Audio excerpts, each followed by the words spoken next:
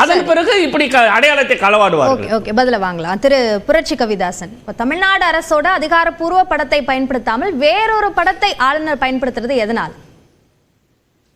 வணக்கம். இப்ப இந்த சகோதரர் ஒரு உண்மையை ஒத்துக்கிட்டார், அதுக்கு என்னுடைய மகிழ்ச்சி. ஏன் அப்படின்னா, வள்ளுவருடைய வரைபடம் என்பது கற்பனையானதுதான். அவர் எப்படி இருப்பார்னு யாருக்கு தெரியாது. 2000 வருஷத்துக்கு முன்னாடி வாழ்ந்தவரை இப்படி இருப்பார் அப்படின்னு நம்ம யூகிக்கத்தான் முடியுமே ஒழிய, கற்பனை செய்யதான் முடியுமே ஒழிய, அவருடைய உண்மையான சொரூபத்தை வடிவத்தை யாரும் பார்த்ததில்லை அப்படிங்கிற விஷயத்த திமுகவுடைய செய்தி தொடர்பாளர் ரொம்ப சமரசம் இல்லாம ஒப்புக்கொண்டுள்ளார். அதற்கு அந்த நேர்மைக்கு என்னுடைய வாழ்த்துக்கள், பாராட்டுகள். என்னைக்கு நாங்க பார்த்தோம்னு சொன்னோம், வள்ளுவர் இல்ல நாங்க என்னைக்காவது வள்ளுவர் பார்த்து பேசணும்னா சொல்லிருக்கோம். கொஞ்சம் ப்ளீஸ், நீங்க பேசல, நான் பேசுறேனா? சொல்லுங்க கொஞ்சம் தயவு செய்து. அதனால முதல்ல வள்ளுவருடைய படம், இப்ப அரசாங்கம் நீங்க சொன்ன அங்கீகரிக்கப்பட்ட படம் என்பது கற்பனையானது. வேணுகோபால் சர்மா தீட்டியது. அதற்கு உத்வேகமாக பின்னோக்கியாக இருந்தவர் பாரதிதாசன். அது 50களில் துவங்கி 60களில் வெளியில 64ல நடைமுறைக்கு அப்புறம் திராவிட இயக்க அரசாங்கத்துல அது சட்டப்படி அங்கீகரிக்கப்பட்டது என்பது திருவள்ளுவர் திருவுருவ படத்தினுடைய கற்பனை படத்தினுடைய கதை. ஆக திருவள்ளுவர் படம் என்பது கற்பனையானது, இதை முதல்ல ஒத்துக்கிறோம். அப்ப இதுக்கு முன்னாடி திருவள்ளுவருடைய படம் இல்லையா அப்படின்னா இருந்துச்சு. சைவ சித்தாந்த நூற்பதிப்பு கழகம் அப்படின்னு தமிழுக்கான ஆகச்சிறந்த அங்கீகரிக்கப்பட்ட அமைப்பு சைவ சித்தாந்த நூற்பதிப்பு கழகம் தான். அந்த கழகம் வெளியிட்ட, அதுக்கு கழக நூல்கள் அப்படின்னு பேரு, அந்த கழகம் வெளியிட்ட திருக்குறளுடைய அட்டைப்படத்தை தயவு செய்து நண்பர் கருணா பார்க்க வேண்டும். அதுல தாடி, ஜடாமுடி, மீசை, திருநீரு, குங்குமம், உத்தராஜ கொட்டை, அங்கவஸ்திரம், இப்படித்தான் அந்த படம் இருக்கும். தயவு செய்து நீங்க பாருங்க, சின்முத்திரையோடு இருக்கும். தொடர்ச்சியாக திருவள்ளுவருடைய படம் நீங்க சொன்ன மாதிரி இருந்திருக்கலாம். ஆனா திரு எஸ்பிபி கருணா சொன்னதும் சரி, இல்ல அதை தொடர்ந்து நீங்க ஆமோதித்து சொன்னபடி அது ஒரு கற்பனையான படம். அப்படியாக இருக்கும்போது ஆளாளுக்கு ஒவ்வொரு படமாக அதை வெளியிடுவதற்கான வாய்ப்பு இருக்கு என்பதனாலதான் அதை ஒரு அதிகாரப்பூர்வ படமாக அரசு தரப்புல இருந்து வெளியிடுறாங்க. அதை பயன்படுத்துறதுல என்ன சிக்கல்? இல்ல நாங்க சொல்றது என்னன்னா, அதாவது சைவ சித்தாந்த நூற்பதிப்பு கழகம் வெளியிட்டது அது ஒரு பெரிய ஆகச்சிறந்த அமைப்புங்க. தமிழ் கூறும் நல்லுலகம் பெரிதும் மதிக்கக்கூடிய ஒரு ஆகச்சிறந்த அமைப்பு. அது ஆகச்சிறந்த அமைப்பாக இருக்கலாம். அப்ப அரசு சொல்லி பிடிச்சமா தமிழ்நாடு அரசு அதை விட பெருசு இல்ல. யாழ்ப்பாணம் இல்லங்க, யாழ்ப்பாணம் பல்கலாசாலை, அந்த யாழ்ப்பாண பல்கலாசாலைங்கிறது அது ஒரு தமிழுக்கான ஒரு பெரிய பீடம். அந்த பீடம் வெளியிட்ட திருக்குறள் புத்தகத்துல அட்டைப்படத்தை தயவு செய்து பாருங்க. ஆக எல்லிஸ், நம்ம தமிழ்நாட்டுடைய கவர்னரா இருந்த எல்லிஸ் பிரபு, லார்டு எல்லிஸ், அவர் ஒரு முயற்சி பண்ணி இருக்கிறாரு. ஆக சமண முனிவரை போன்ற ஒரு தோற்றத்தை உள்ளடக்கிய திருவள்ளுவர் படமும் வந்திருக்கிறது. சைவ மதத்தை சேர்ந்த ஒரு துறவியை போல படத்தை உள்ளடக்கியும் வந்திருக்கிறது. அது மாதிரி வெள்ளை உடை தரித்து இப்பொழுது வந்தது போல வந்திருக்கிறது. இப்படி நிறைய வந்திருக்கு. இந்த குழப்பத்தை தவிர்ப்பதற்காக அரசாங்கம் ஒரு வடிவத்தை சட்டபூர்வமாக்கி இருக்கிறது அப்படின்னு நீங்க சொல்றீங்க, நாங்க ஏத்துக்கிறோம். இல்ல சார், இல்ல என்னோட ஒரு சந்தேகம், இத உள்வாங்கிட்டு நீங்க பதில் சொல்லுங்க. ஒரு அமைப்பு பெரிய அளவிலான ஒரு அமைப்புன்னு சொல்றீங்க, இலங்கை யாழ்ப்பாணத்துல இருக்கக்கூடிய அமைப்பு ஒரு பெரிய அமைப்புன்னு சொல்றீங்க. அப்ப மத்திய அரசு பெரிய அமைப்பு இல்லையா உங்களுக்கு? அல்லது தமிழ்நாடு அரசு ஒரு பெரிய அதிகாரம் பெற்ற ஒரு அரசாக இல்லையா? நீங்க பார்க்கலையா? நீங்க தமிழ் கூறும் நல்லுலகம் என்பது உலக வரைபடத்துல இடம்பெறாத ஒன்று.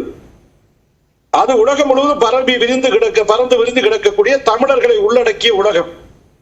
அந்த உலகம் தான் தமிழுக்கு அத்தாரிட்டியை ஒழிய நீங்க வேற உலகத்தெல்லாம் கொண்டாந்து நம்ம திணிக்க வேண்டியது இல்ல.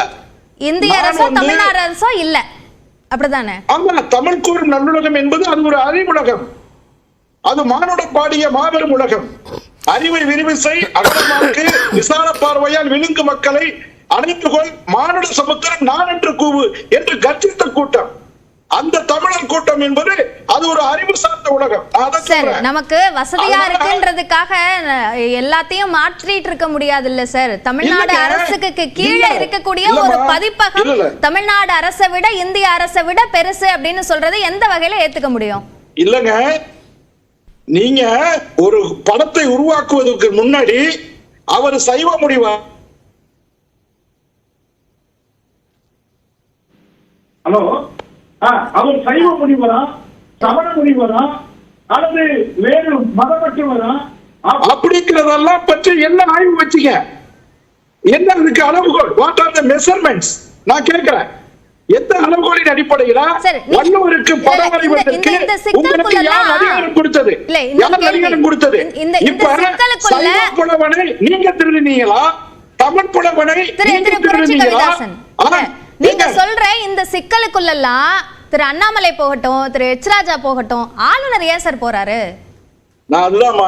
இப்ப என்ன விஷயம்னா, ஆளுநர் இந்த வருஷம் மட்டும் வள்ளுவருக்கு காவி உடை போடல, அவர் போன வருஷமே போட்டாரு. ஆனா இந்த வருஷம் மட்டும் முரசொலியில நீங்க தலையங்கம் எழுத வேண்டிய அவசியமும் தேவையும் என்ன? 14ஆம் தேதி பொங்கல் திருநாள், 14ஆம் தேதி அவர் திருவள்ளுவருக்கு 15ஆம் தேதி திருவள்ளுவருக்கு கொண்டாடுறாரு. இல்ல, நீங்க பேப்பர் படிக்கலன்னு நினைக்கிறேன். எப்பப்பெல்லாம் இந்த மாதிரியான செயல்பாடுகள் நடக்குதோ அப்பப்போல்லாம் முரசொலியில அதற்கான எதிர்வினை ஆற்றிட்டு தான் இருக்காங்க. நான் இல்ல, எதிர்வினை உடனடியாக வரணும். எதிர்வினைங்கிறது இம்மீடியட் ஆக்ஷன், இம்மீடியட் ரியாக்ஷன். இப்போ வினை இம்மீடியட்டா வரக்கூடியது எதிர்வினை. அப்படி இல்லாம 2 நாள் கழிச்சு இன்னைக்கு முரசொலியில நீங்க தலையங்கம் தீர்த்தீங்கன்னா அதுக்கு ஒற்றை காரணம், அடிப்படையான உண்மையான காரணத்தை சொல்றேங்க. அவரு உலக புகழ் பெற்ற அலங்கான தன்னுடைய மகனுக்கு மகனம் சூட்டுவதற்கு தன்னுடைய நீங்க தலைப்பு மாறுறீங்க, உங்க சிரமத்தை புரிஞ்சுக்கிறேன். இல்ல, நீங்க தலைப்பு மாறுறீங்க. இல்ல, மாறல. துணை முதல்வர் தன்னுடைய மகன் இன்ப நிதியை அங்கே அமர வைத்து